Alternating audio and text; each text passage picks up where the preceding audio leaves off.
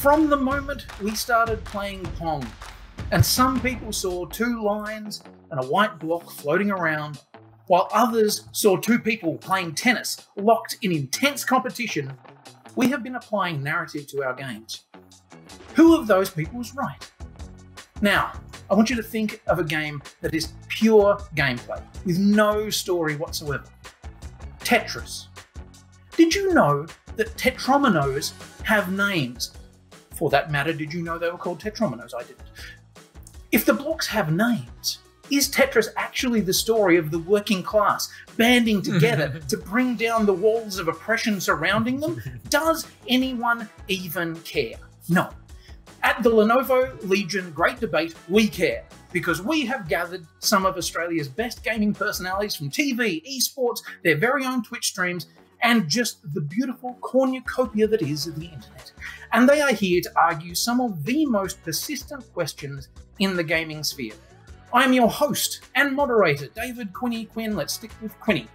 You may have heard me on the Periodic Table of Awesome podcast, or seen me on stage for the last 15 years at Supernova talking to people who I don't know who they are. And I have to tell you, I am extremely excited to be here with you. In this episode, our 2 teams will be prosecuting the question that has beguiled game developers for decades.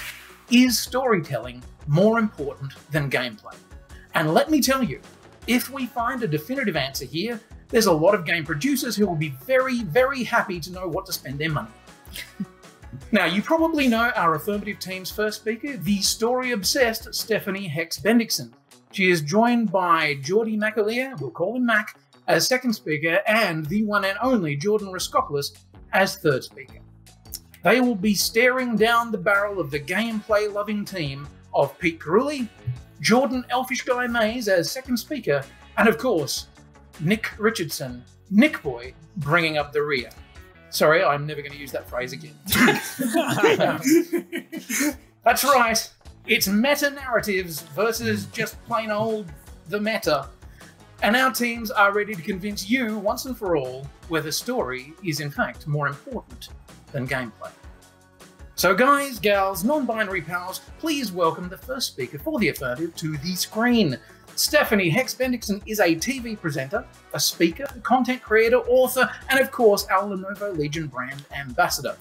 She's probably best known for her role on ABC TV's Good Game and Foxtel's Thrones 360, and she now broadcasts on Twitch and presents Back Pocket, which is a video game variety show on Twitch and YouTube. She's even reviewed TV shows with us on the Periodic Table of Awesome. She's everywhere. But today, she's here to sell you a story.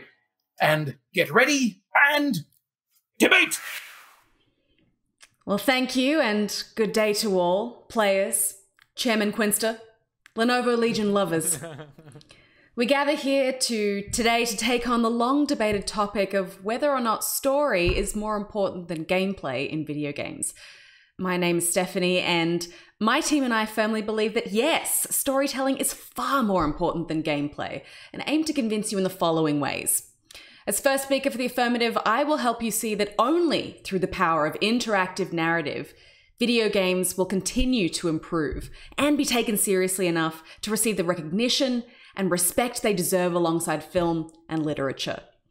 Our second speaker, Mac, will draw on his experience in esports to show you that even the games we think don't need narrative at all actually rely on emergent storytelling and player stories to draw viewers in. And our third speaker, Jordan, will break down the nature of importance, video games as art, and how games will best impact us. To begin, given the breadth of genres out there, I think it's safe to say that not every game needs a story. However, I would argue that all the best and most memorable and affecting games have stories. After all, what is action without purpose? The thing that separates video games from every other medium is interactivity. When you apply that to storytelling, truly unique and incredible things can happen. Players filling the shoes of a character, understanding their point of view, their history, performing physical actions, and making real choices that affect the world around them. The future of games is interactive storytelling. And this is proven time and time again, as the games that capture players' hearts and minds with their narratives are the ones we feel most passionately about. The Last of Us 2 has become one of the most divisive games in history because of the narrative choices that it made. And that's because of how invested players were in that story and those characters. Even Call of Duty has branching narrative now. I mean, Activision knows what's good. Ultimately, it's through narrative that games evolve as a medium. Cute, mindless games are fun if you want to keep chasing Princess Peach from castle to castle. But games would never have evolved into the huge industry it is today without inspiring players through storytelling. Looking to the future, we want games to receive the respect and attention and therefore funding they deserve to keep making games better. And the only way that will happen is if we show people how complex and incredible and mature they can be, with characters and experiences that challenge and excite them in more ways than just running and jumping. The future of video games are the stories we live through. That's what's most important. Thank you. That was very, very well spoken. And I didn't hear a word of it after the phrase Chairman Quinster. I'm now going to get embroidered on everything that I own. I'm really totally down with that new name, and I'll be looking for that one on Twitter soon. Very compelling stuff there. Thank you so much. It's almost like it was a piece of scripted content. Oh. Well, let us now turn to Pete Curulli to play his part. Pete is Perth's radio gamer. He is a host of the Xavier, Jules and Pete show on Hit 92.9. Are they nice people, Pete? Oh, they're wonderful. That's what you are contractually obliged to say. Good. Absolutely. Okay. You are the founder of the game content company Game on Oz and the GM of Pentanet GG Esports. Is that how you say it? Do you say the GG? You say the GG. GG. Okay. GG. Good. I'm always hoping it's going to be one of those weird anime things. Pentanet /hi. Anyway. He's recently become a mentor to the Lenovo Legion e-prentices. He is one hell of a guy. So it's time for him to cry, game on, for the negative. Let's go. Chairperson Quinny. You can call pentanet.gg whatever you like. Just going to throw that out there. Just quickly, referring to our first speaker of the affirmatives argument, all of the best and most memorable games have story. Well, we're not here to debate that. We're here to debate what is more important. If we were here to discuss what constitutes memorable, I'd be only too happy to tell you about my connection to Tetris on my DMG 001 Game Boy back in the early 90s. Story? What story? What is action without purpose? Action is purpose. Chairperson, fellow speakers, generally anyone else I could also mention, please, just so I can try to pad out an extra 15 seconds for an argument that I will not need the entire 3 allocated minutes for. Our team is here to tell you why storytelling is not more important than gameplay in video games. Elfish will tap his way through the games that will support our argument in the negative, whilst Nichboy will discuss smashing a plate of pasta whilst riding a Vespa and doing it all with no cultural appropriation whatsoever. Impressive. To bring home the point, we'll cover many games that have existed perfectly fine without stories, but also many games with stories that continue to exist because the gameplay outside of the storytelling has allowed it to have a longer shelf life. Most people watching will think it's a very simple argument because video games, by their definition, require gameplay to be the thing that they are. But chairperson, fellows, viewers, our argument doesn't neglect that they both exist in great games. It's just which one manages expectations better. When you go to the shop or you're on Steam having just gotten the announcement that a new release has appeared from your wish list, which game is going to give you the experience you think you are genuinely paying for? Let's take Spider-Man on PS4, for example, which received an average of 8.5 or higher out of 10 in reviews. John Dornbrush at IGN's opening line is, at its core, Insomniac Games' new adventure strives to make you feel like Spider-Man. And thankfully, Marvel's Spider-Man on PS4 succeeds at nearly every swing across Manhattan's rooftops. Now, if you bought Spider-Man, your expectation is to be Spider-Man. The thrill of finding the right mix of jumping, crawling, web zipping, and wall running, to quote him again. Holding the R2 as you make that long, sweeping arc between two buildings and tapping X at just the right time to get the most fluid motion between webs. It's poetic. Now imagine you bought Spider-Man and your expectation is to be Spider-Man, except every time you hit R2, it takes you to a cutscene of the webhead doing it himself. You're purchasing a video game. Your expectation when purchasing a video game is to cross that interactive barrier, to act in such a way as to have an effect on each other. When you go to a movie and you see storytelling in its purest form, it has an effect on you, but can you affect it? Nay. In a video game, the story is there, but unless you summon Ifrit or reload the Lancer or do a barrel roll, you won't progress. You have to affect change to progress the story. You have to play the game. Read any poor review of any game with a great story. It's the gameplay that let it down. Thank you. Ooh. Some very powerful arguments there. I'm pleasantly surprised. Thanks. Hang on. Yeah, no, it was really good. Like I'm well done. To be honest with you, so am I. Actually. Now, I do want to mention that when buying Spider-Man, I very much wanted to be Spider-Man to the point where I went and bought the outfit. But yeah, we're never releasing those photos. Okay, moving swiftly along. The second speaker for the affirmative is Geordie Macmachalia. Let's just go with Mac, shall we? Yeah. Yep. Known as, thank you. Glad, thanks for chiming in. The moustache of esports. Do other people call you that? Oh, Jordan calls me it on the daily. Oh, good. It is a powerful tash. He is a professional Counter-Strike commentator with a resume covering prestigious and memorable acronyms like IEM Sydney, ESL 1 Cologne, ESL Pro League, and Gfinity Elite. There are a lot of letters. I don't know what any of them mean, but I believe that you talk over video games, mostly ones with no story. Is that right? Yeah, most of the time.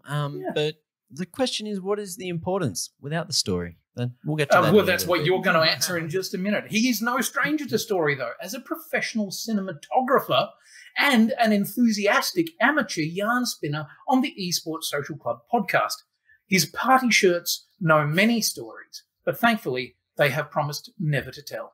Take it away, Mac. Thank you very much, Quinny. I'm excited to be here again today. And look, before I get too deep into our arguments, I just want to rebut quickly, Pete. Look, yes, you did drive a hard bargain there, telling us how you pressed X a few times to fly through the skies. But, you know, you don't want to be Spider-Man if you don't know who Spider-Man is. Again, Yes. the gameplay is driven by the story. The interest wouldn't exist without the story, without the backstory, without, you know, going back to comic books, but that's another whole story in itself. Anyway, look, it might be a bit contradictory that I, an esports commentator, has decided to argue that storytelling is more important than the gameplay. Of course, esports is all about the gameplay. I will admit that. But, well, I would go far as considering myself a professional storyteller. After all, what importance do esports have without the story that drives it? Again, what is action without the purpose? Now, look, fortunately, I do have a great mentor. His name is Jordan Elfishguy Mays, and he's taught me many, many things. He's helped me out along my journey, and there's one quote, I remember it like it was yesterday. He's told me, "This game has absolutely no meaning without the context we provide to the viewer." And of course, I agree with that. You're right. There is nothing else there. So, you know, yes, there's the gameplay, but what is esports? So, without the story, there is nothing. Every single part of esports has a story. And look, before I move too deep into that, I know Nichboy, host of the OPL, the man in charge of driving the stories and the league that it thrives from, I'm sure he could agree with this one too. Look, he wouldn't have a job without doing his job and being so damn good at it. So, you know, I'm sure he'd agree with me there. Anyway, look, each game has its own story. Each team, they have their own legacy. Every single round in a game of Counter-Strike is another chapter in the book of the history of it, and we are here to tell that. So really, if you're watching the game, if you didn't have commentary on it, if you didn't have a story-driven argument behind esports, behind literally the games that you look at and think, damn, this is all about the gameplay, it's all about the mechanical skill, it doesn't matter unless you know about the story, you know that it does matter, and we're here to tell you that. Well done. Yes. This is one of the finest arguments I've ever heard for esports actually having narrative. That's very impressive. And you know what? I give a lot of love to that. As friends who have worked in the esports realm, seeing the challenges faced by the people week after week and seeing them, that is drama. That is true drama. It's also gameplay. So, yeah, who knows? Partially, yeah. Yeah, there's a lot of gameplay. Let's be honest here. There's a lot of gameplay. And gameplay is king for our next speaker for the negative. Jordan, you have just been mentioned by name multiple times by your opponent and called a mentor. How do you feel? Well, I'm flattered, to be honest, Mac, so thank you very much for that. But I think that probably reinforces me as maybe a little bit more knowledgeable about esports than you, so I don't know if you kind of dug a hole there, maybe. I'm really glad that we went back to smack talk. There was a danger of it actually becoming pleasant for a brief second. He didn't deny that storytelling is important? Not yet. any second now, he'll try. Okay. As an esports commentator with one of the best resumes in Australia and the greater Asia-Pacific region, he has been commentating gameplay for over 6 years, covering a wide array of games, including Counter-Strike, Fortnite, Overwatch, World of Tanks, PUBG, Crossfire, Hearthstone, and Team Fortress 2. There is barely a skerrick of story spread between them. And that's the way he likes it. Thank you. Take it away, Jordan. That is indeed the way that I like it. Thank you, moderator. And I might just mention before we do start this discussion that we may have been in Quinny's world, in the world of comic books for debate number 1, but now we're in my world, video games. That's basically the only thing I've done in my entire life, which is maybe kind of sad, but anyway, I think that sets me up pretty nicely for this discussion. So, let's start off with rebutting Mac here. Obviously, we knew that it was going to happen. The affirmative second speaker has focused on esports, and by nature, this is not directly tied to the discussion as to whether or not the video game requires stories. It's a separate industry in itself. Esports may require storytelling, and I very much agree with you on that one, Mac. And I respect that, as you well know. But the game itself does not. With your argument, you've implied that these games have only become successful because of the stories that esports provide, and that the stories that esports provides are more important than gameplay, which really is quite a nonsensical argument in my opinion. These games themselves need to have gameplay before they can become an esport, right? What are you competing in? The story? I don't think so. No one's talking about that. We're talking about the gameplay. I don't even know why we've shown up for this argument, since it's just so easy. It really writes itself. When discussing games, what is the core concept? To play. If there is nothing to play, if there is no gameplay, then there is no game. Gameplay is intrinsically linked to the medium. Storytelling is an important aspect of video games, but it is not more important than the gameplay, which is without a doubt the most important aspect of video games. One might use the argument that there are plenty critically acclaimed story-based games, which is true, and at the end of the day, audiences really are the ones that the games are made for, not the critics. So, the money talks. Let's take a look at the top 5 best-selling games of all time, 4 of which do not feature a story. Minecraft, the #1 best-selling of all time, no story. This is kind of like telling me that Lego building blocks have a story. Like, come on, it's not really possible. Tetris, please. Someone try to make an argument that this has a story. Wii Sports? No. PUBG? Trust me. I've spent way too much time talking about this game and there is no story in sight. Okay, we get to Grand Theft Auto 5. A story-based game, the only one in the top 5. But tell me, what do you think has led to the success of GTA 5? The story? Or the longevity of GTA Online, which has nothing to do with the story at all? If you said story, I think you're just lying to yourself. Realistically, you can go all the way down the list and make an argument for most games as to whether their success is based on gameplay or based on story. But what about the first commercially successful video game of all time? Moderator Quinny, you mentioned Pong in your introduction, the game that paved the way for all video games. It helped establish an industry. Without this game, which does not feature a story by the way, we may not even be sitting here discussing this topic. Every game can have a story, but it's not realistic to argue that any game's primary focus and most important aspect is not gameplay. At the end of the day, you can't play a video game without gameplay. If you really think that storytelling is more important than gameplay, maybe you should just go watch a movie or read a book. You might be better off with those mediums. Wow. Yeah. Okay. Drop the hammer, son.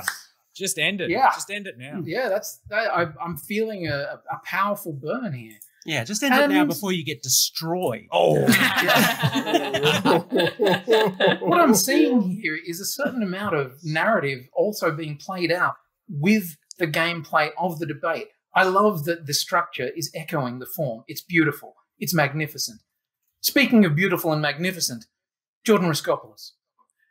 The modern, not crap equivalent of a one-person band. Comedian, singer, improviser, character actor, voiceover artist, and variety streamer.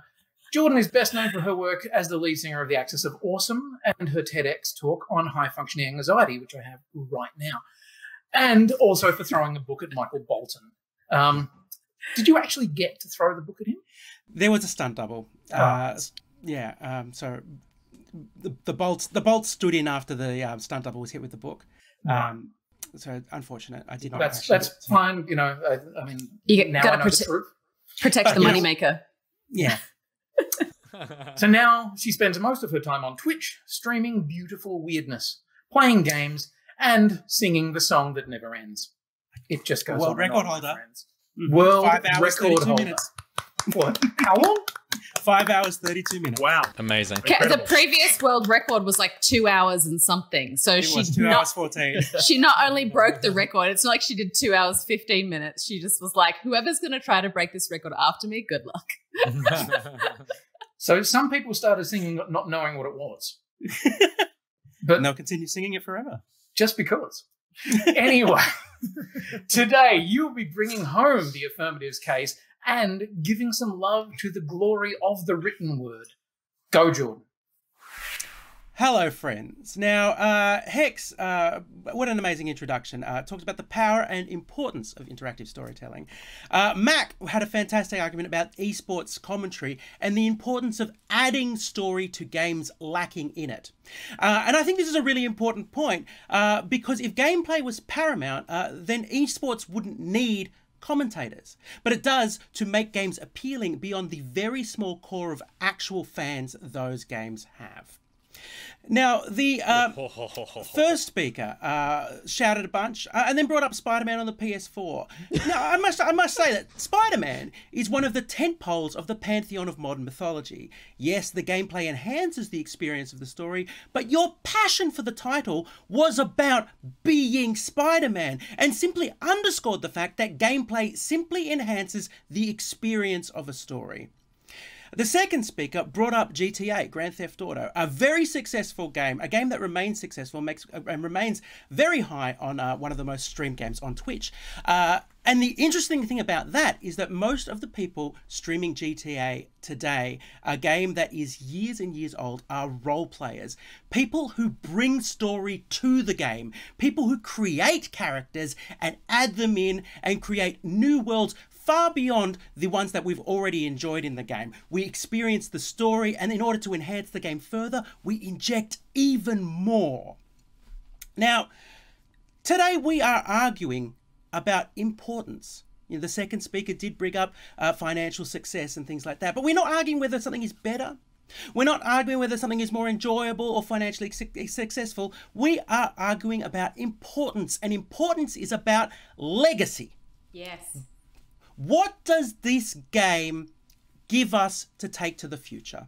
What mark does this game leave upon the world? Games are a medium, a way to convey ideas like books, painting, plays, performance, music, pottery, puppetry, dance, mime, and macrame. Not all books or songs are important. A child can paint. A child may draw enjoyment from painting or plonking away on the keys of a piano, but it's not important. But some paintings, speeches, plays, video games are important. And those works, what do we call them? Art. Is it art? Does it leave you thinking? Does it have an emotional impact? Does it contribute to the betterment of our understanding of one another and the society we live in? Does it influence the future? Does it innovate? Does it inspire? Does it make us tremble in fear or frustration? Many of the finest, most important games are things that I never want to play to again because they have drawn on my empathy. I've played through them and they have left me feeling sorrow for the characters in them and vowed me to never pick them up again because of the real emotion I experienced. Harrowing emotion. The gameplay was irrelevant. I don't lie awake at night thinking about the cover mechanics. I don't debate on Twitter for hours on end about the depth of the crafting system. I talk about the characters I've found or lost who were taken away from me too soon. I talk about my joy, my fury, my passion, my loss. Mass Effect, The Last of Us, Skyrim, Final Fantasy. Terrible games. Lackluster control, repetitive encounters, buggy stealth systems, long, excruciating loading times in elevators. But magnificent stories. Important stories. Stories we speak about long before we've finished talking about the controls of the gameplay. To sum it up, story is more important than gameplay simply because I will suffer through the worst gameplay for a good story. But I will not suffer a bad story for a good game. Thank you. Sorry, I'm just going to wipe a tear because that's beautiful. I cannot argue, and what's more, I feel like we're all, as a collective, traumatized from The Last of Us Part 2. Like, we all know what you were talking about. It was under the surface, but we knew what you were talking about. But the cover mechanics really are crap. Sorry? I have a question. Sorry. Oh, yes. Please, go on. What's macrame? It's not like I'm running this or anything. It's making artworks with dried pasta. Okay. Well, of course. Beautiful. Yeah. Thank you. Is it? Is it? I totally, when I Google macrame, I don't. Yeah. It's yeah, please. Let's just stop the debate, everybody. It's the white cord weaving. It's weaving. You're thinking of macaroni. Yeah. Oh, it was a jar. You got me. You got me bloody good. Oh, dear. Okay. Okay, let's start the debate again, shall we? Line and sinker. Oh, fantastic. Right. When playing the game of life, in the end, as in Highlander the film, we learnt there can be only one left. And it's Nichboy Richardson, ready to close today's debate. Now, for somebody defending gameplay, Nich really is one of the country's most talkative players about video games. Talking, words, so much talking. He's talked professionally for good game. It's been scripted on screenplay. He's talked to the League of Legends Oceanic Pro League, where I assume he had a script. Now we've even talked into creation back pocket. In fact, he is such a pro-level talker, we thought it only fair to put him as the final talker for the negative. Defending gameplay, ironically, through the power of words, it's Nich. Thank you very much. Ladies and gentlemen, if storytelling was the most important part of video games, they would have just called them video and saved themselves the cost of 5 letters. But they didn't, did they? They called them video games. Games. It's literally in the title. I would argue that the first team lost this debate when the first speaker welcomed the players. The players, ladies and gentlemen, not the viewers. The argument the second speaker put forward is that as an esports commentator, he is a storyteller. Additionally, in bringing me up as the host of the OPL, Mac has hoisted himself by his own petard. Because yes, I am a storyteller, Mac. I am an entertainer. And when I entertain and I tell my stories on the OPL, and Pete can attest to this, the overwhelming reaction is in Twitch chat is shut the hell up and get on with the games. Literal proof that storytelling is less important than gameplay. Yes. And the third speaker said that esports needs commentators to be entertaining. But this is not a debate or an argument that story makes games better. Esports can exist without commentators and hosts, but it can't exist without gameplay, the most important part. Now, the affirmative team argued that stories give games the opportunity to be recognized by art, by the wider community. This argument is brought up constantly by gamers, and it is a fallacy. Why do we seek the approval of the film industry like some pathetic little puppy humping the leg of Hollywood? Why can we not be proud in what we are? We don't need to be considered art in the same way that competitive chess doesn't need to be a sport. We aren't lesser because of it. Have some self-confidence, affirmative team. My esteemed second speaker argued that 4 of the top 5 games don't have stories. But where he goes high, I am more than willing to go low. I would put to you that some of the most successful games in the world have terrible stories and are still beloved. Why? Because their gameplay is fantastic. Pokemon. Terrible, repetitive, boring stories about animal abuse and children in the workforce. Destiny. Bloated, confusing, generic story that was basically told outside of the game in a grimoire that you needed to access online. Most Mario games, shallow, uninteresting stories. Princess gets kidnapped, man goes to rescue princess. Not only shallow and uninteresting, ladies and gentlemen, but sexist. Sexist stories. And Mario is arguably the most famous gaming mascot of all time. And a racist, I might add. Mario, an extremely troubling racial stereotype that has caused offense to many Italians, as my spaghetti-guzzling, Vesper-riding first speaker can attest to. Amen, brother. Not only do we play and love games with terrible stories, but we play and love games that have stories we don't even understand. If anyone here can tell me right now the plot of the Metal Gear series, I will give you my firstborn child. If the gameplay is awful, then why would anyone choose to play the game? There's no incentive. Instead, you could go watch one of the many wonderful film adaptations of video game stories. Oh, I'm sorry, what's that? There aren't any? Gameplay keeps you playing long after the story has finished. You can only experience the story once without boredom setting in, but strong fundamental gameplay can keep players interested for thousands, sometimes even tens of thousands of hours. The affirmative team have argued that the best games have stories, but that's not this debate. This debate is about whether storytelling is more important than gameplay, not just whether they can tell good stories. And even when successful stories are told within video games, they are an aspect of the game. They are not the sole purpose. The affirmative argued about the incredible stories that they have experienced in games, and I agree. You can set out to tell an engaging, emotive, hilarious, bold, imaginative, pulse-pounding story. But to make it a game, by definition, it must have some element of interactivity, of gameplay. Otherwise, you have made a film, and no one likes those weird films they sell on Steam. Oh, bang. Yeah. Oh, yes. Well done. This is a tough one. It's tight. It's really, really close to the line. The arguments for both sides have been incredibly persuasive. One of the teams, of course, using the strength of narrative and their ability to use words and ideas to really push a concept across the line, and the other team gaming the system, essentially, to try to make sure that we understand that we are all being played in this big game of life.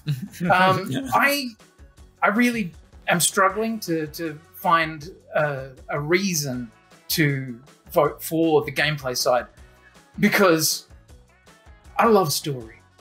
That's the thing. I am one of those people who will play a game once because I only want that one version of the story told to me. But I've also played 400 and something hours of Destiny, and that's sure as hell not for the story. So, decisions. That's it, friends. You have heard their arguments, and you know the deal. It is time to make the call yourselves. Story or gameplay. I know where my loyalties lie, and it's with my honours degree in script writing. But in the end, it's all a big game, and you decide the outcome. So let us know what you think in the comments section below, or wherever the comment sections are, because, quite frankly, I made a rule a long time ago never to look at them. So, I would like to please give a huge round of applause to our debaters for the affirmative. And an even bigger round of applause for our debaters on the negative. Yeah. Why do they get a bigger? Because we're better. Okay, you can all have a bigger round of applause. I don't mind. Oh, have a round of applause for yourselves. Go crazy. And from me here at Lenovo Legion, me, Quinny, this is a very massive thank you to our teams and, of course, to you for watching. Thank you, and we will see you again very soon.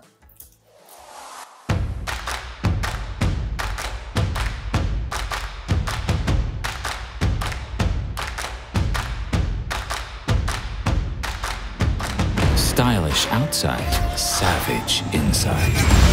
Lenovo Legion.